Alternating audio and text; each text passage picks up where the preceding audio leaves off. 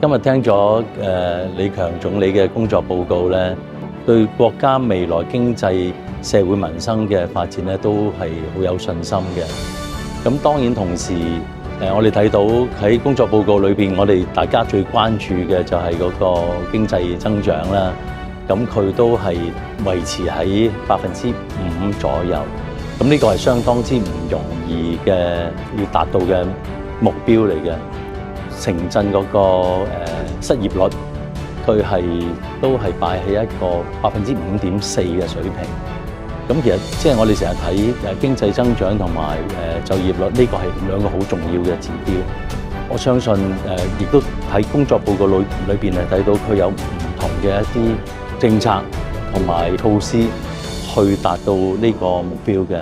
5%嘅經濟增長，我哋舊年已經係達到130萬億嘅經濟規模。咁5%嘅增長咧，其實就相當於一個歐洲中等國家嘅一年嘅 GDP。咁呢個係相當之唔容易，但係我相信響國家嘅堅強領導底下咧，我哋都可以達到呢個目標嘅。